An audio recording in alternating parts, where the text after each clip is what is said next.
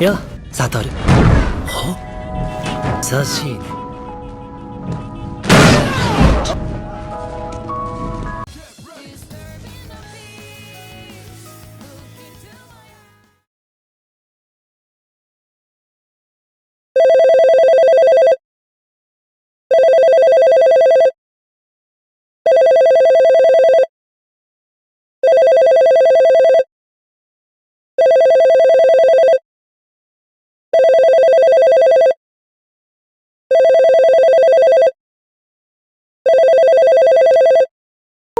En tekst fra Remoulade.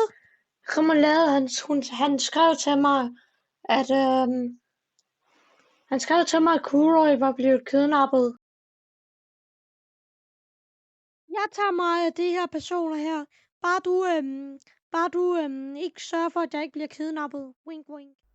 Din fucking radiator. Hvorfor skulle du blive kidnappet? Hey, Riskiks, kan du lige skrive? Fordi mig og Remoulade, vi skal lige lave noget alene i den her alley, hvis du ved, hvad jeg mener.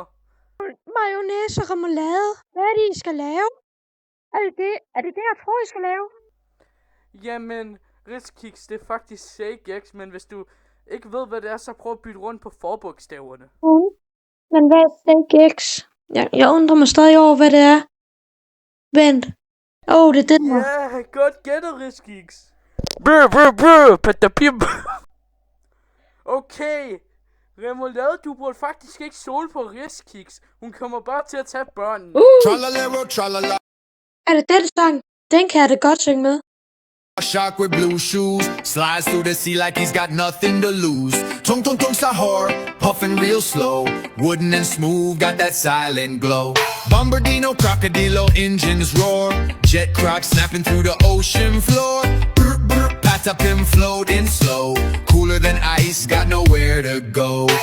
Fully frula, flaps with speed, coffee bird buzzing like he just got freed. Spanero, rogalubero. Hvad fuck er det, I ved at synge i retarderede møgunger? Vi synger da bare pik, tung, så hun er meget sick med. Hold jeres fucking kæft, I retarderede møgunger. Jeg har fået for meget iPad i en tidlig alder. Yeah! Shades on tight, pigeon detective in the dead of night. Trippy chopper, whiskers twitch, shrimp cat sliding through seaweed rich. Burbaloni, lalaloni, chillin' round. Coconut capybara rolling on the ground. Banana dog, dolphin need a splash with flair. Banana fin flying through the salty air. Tralalero, tralala, leads the wave. Deep sea party, no need to behave.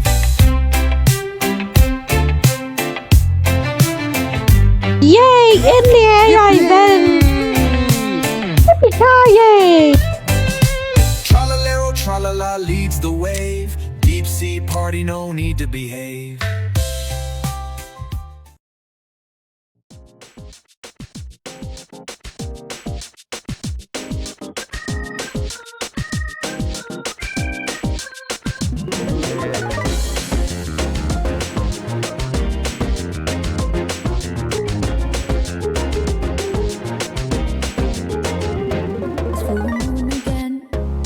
Crazy how time flies when I wonder if the path is in the right direction. But I do believe things come to light by accident when your name's on. Sounds like it's meant to be. Wake up, the spring's made when things fall apart. What matters at the end is how you left them all. Fire in my soul, fire in my heart. Till we see on the other side of stars. Oh, the journey starts from where we did first step. No one's sure what lies ahead before it breaks. Rose baby, muffin top, the way we'll live somewhere. Nothing easy, get off and go, get it go. Sometimes this journey is about the chase, not about the destination, not who we're at.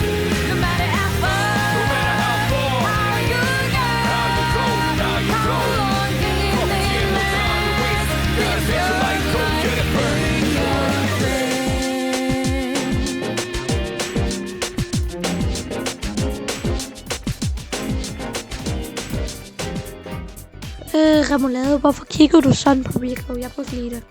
Troy, Jimmy Dean eller Bob Evans pork sausages?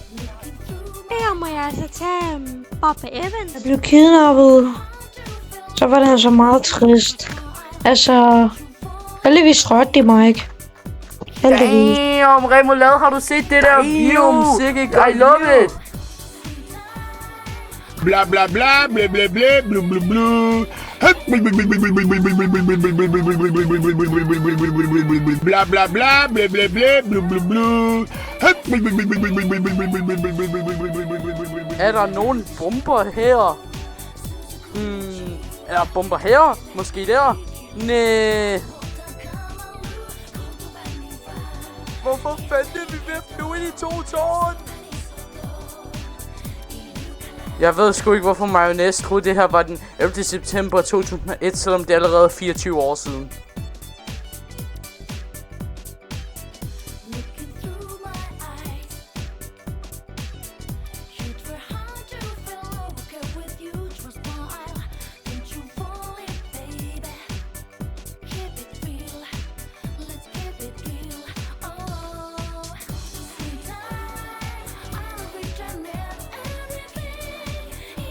Stop med at sige Skibbity Get Riz Ohio! Skibbity get this Ohio!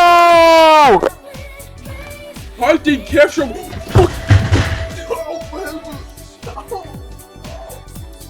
Jeg faldt ned og døde! Jeg faldt af min stol! Jeg døde! Jeg kan ikke engang klare på så stop record!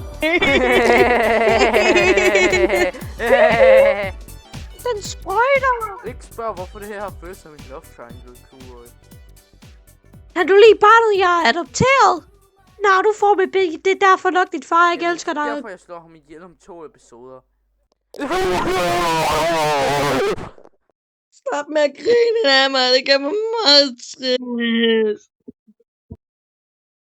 Jeg er fucking ligeglad, din underage grimme killing. Yeah, jeg er elsket. Så Pookie Bear. Hvor du en fucking af, dræb dig selv.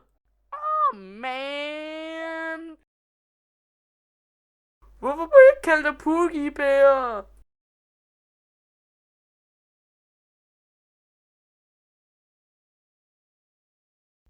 Har du nogle planer senere, Mayonnaise? Ja, faktisk, jeg skal grind Persona 3, Reload, New Game Plus og max alle social links nu, især Kenjis. Altså, hvorfor har du overhovedet ikke engang købt Persona 3 Reload? Altså, det er kun sådan 500 danske kroner. Og jeg by the way. Jeg har 18 små børn i min kælder.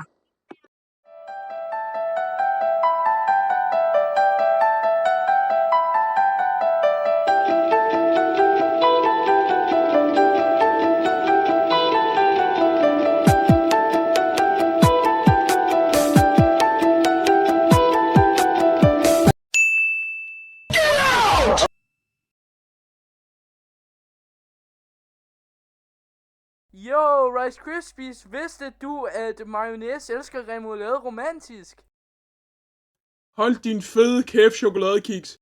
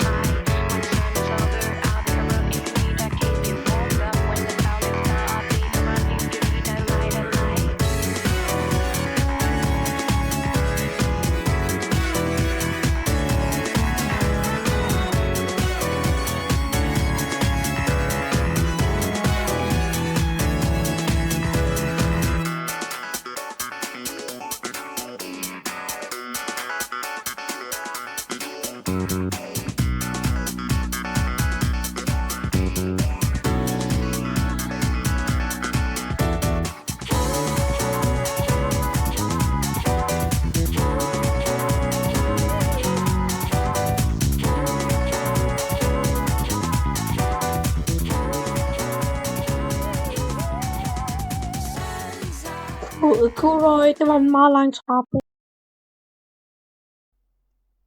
Mayonnaise? Hvad fuck er der, din lille abe? Get back to work!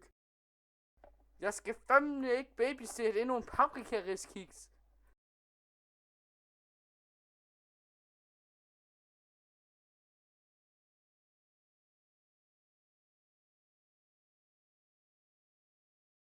Det er en fucking Pepsi Max! Hvordan? Toji Fushiguro! Er du ikke egentlig fra et andet univers? Ved navn Jujutsu Kaisen? Mango flavor. Betyder det så, at jeg kan drikke dig? Ja!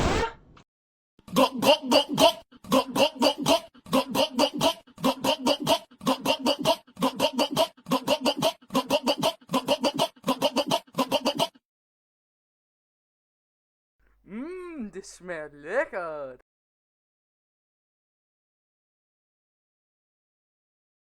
Blah blah blah blah blah blah blah blah blah. Blah blah blah blah blah blah blah blah blah blah blah.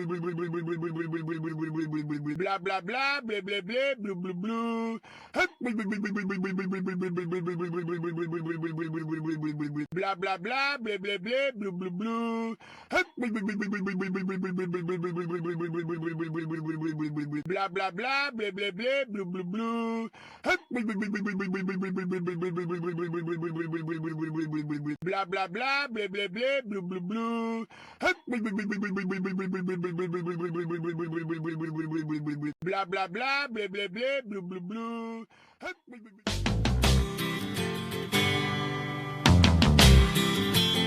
Jeg kan lide store babser.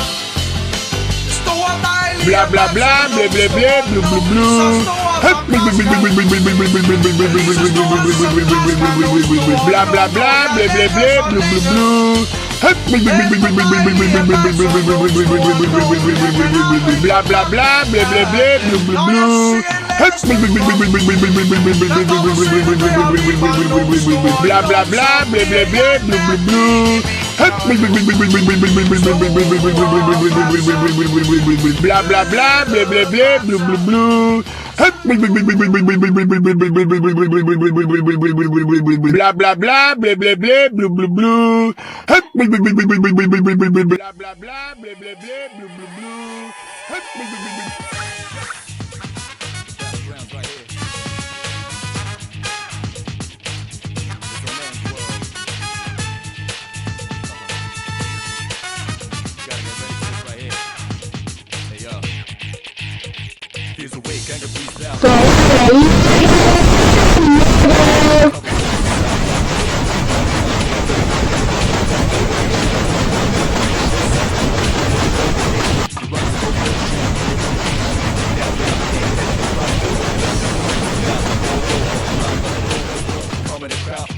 Blue raspberry.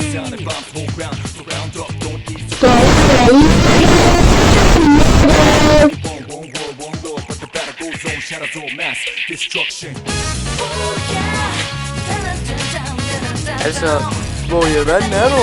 Kommer du ikke til at komme frem snart, fordi det her er sgu ikke gennemleje. Pepsi Max.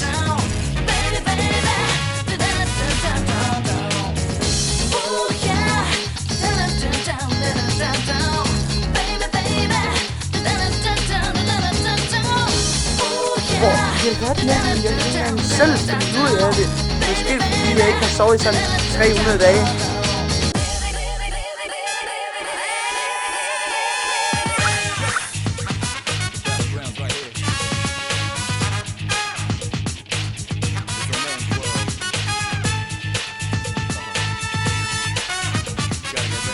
Maksimal teknik, kunstig smag, blue raspberry.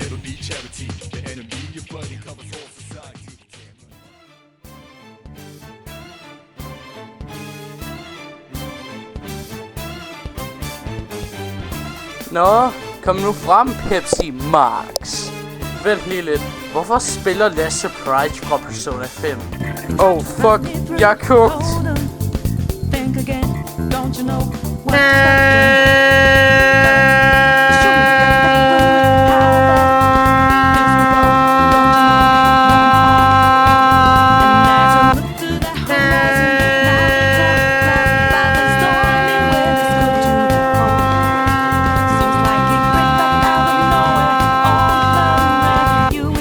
Oh shit, han er efter Risky.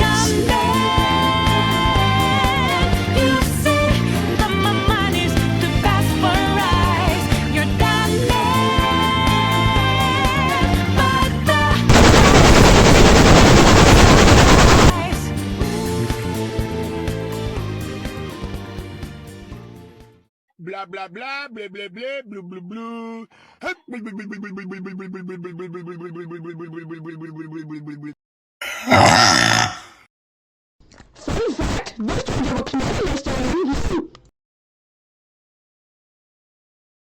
Ikke så meget med mayonnaise, hva'? Nu ligner du sgu med ketchup, din lille idiot. Men om det...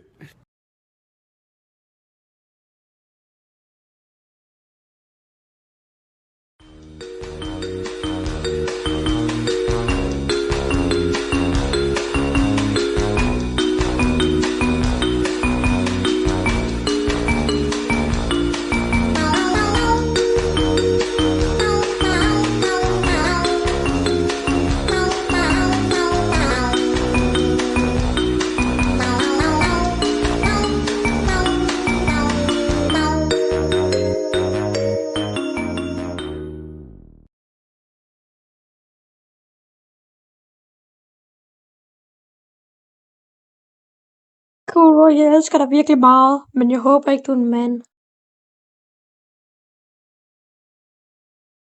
Risky, jeg elsker dig.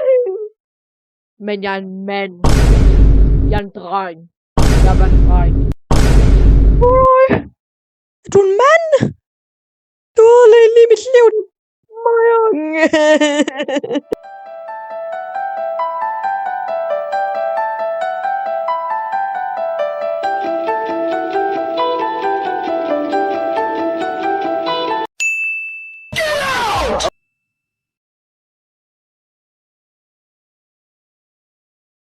Okay, så kan man lave, så hvad er det, vi skal lave? Måske Maple Star. Okay. Så vi skal gøre det der. Alright. Blah blah blah blah blah blah blah blah blah. Blah blah blah blah blah blah blah blah blah.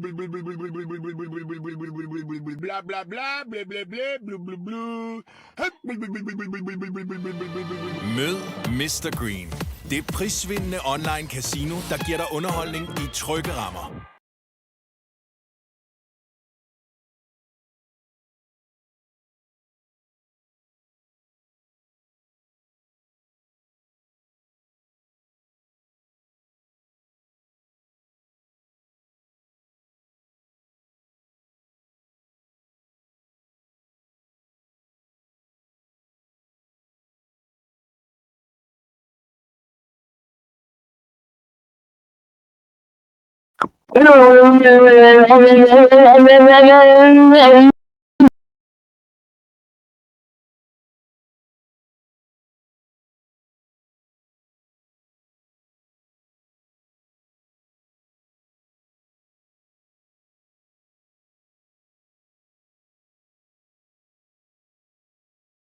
Så mayonnaise, du synes virkelig, at vi bare skal lade Riskiks leve?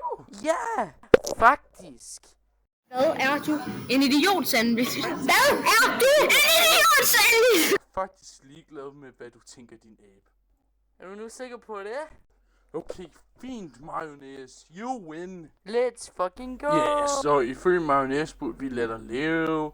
Så vi kan lige så godt lade dig, men jeg har også lige en ekstra ting at sige til dig snart. Men nu på grund af, at for sådan er plotten, der er skrevet i GG, skal du vente. Så prøvede jeg at døbe pomfritter i ketchup, men så prøvede jeg remoulade og pomfritter. Det smagte så godt. Altså, den der smag, den kom bare til mig. Altså, så smagen, den smagte bare virkelig godt. Altså, pomfritter og remoulade smagte bare godt. Så prøvede jeg også remoulade og nuggets. Det smagte ikke så godt. Men jeg fandt min nye yndlingsting at dyppe mine pomfritter i. Remoulade. Det smagte så godt, at jeg literally begyndte at græde på tidspunktet. Fordi det smagte så godt. Og remoulade er bare det bedste i hele verdenen.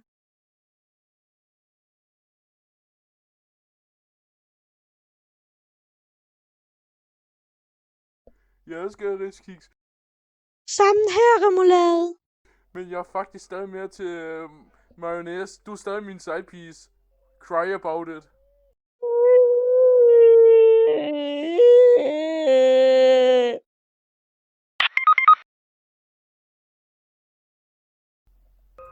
Shrek, sad story, school bully, cry.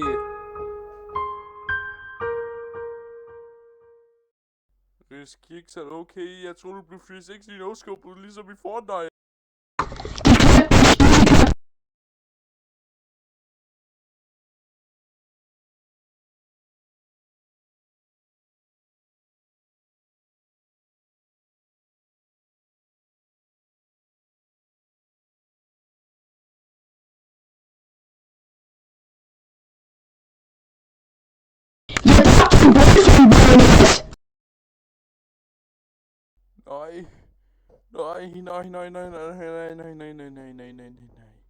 Nej, ikke mayonnaise. Nej. Ved du hvad? Du skal fandme ikke dræbe min pugibær.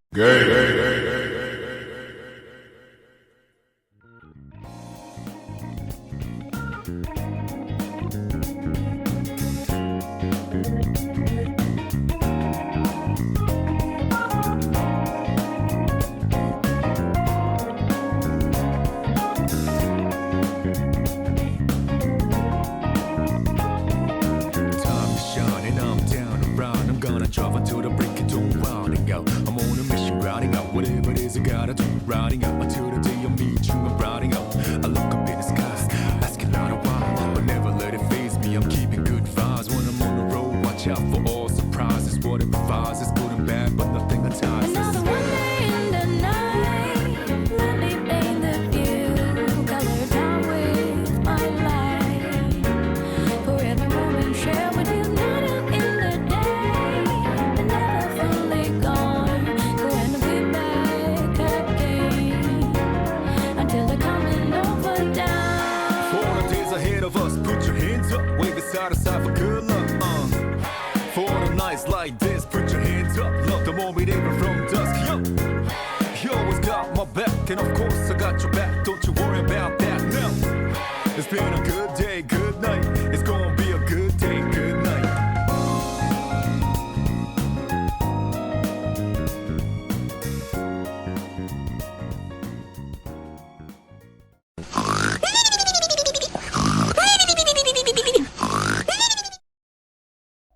Jeg siger drum, men jeg døde i den.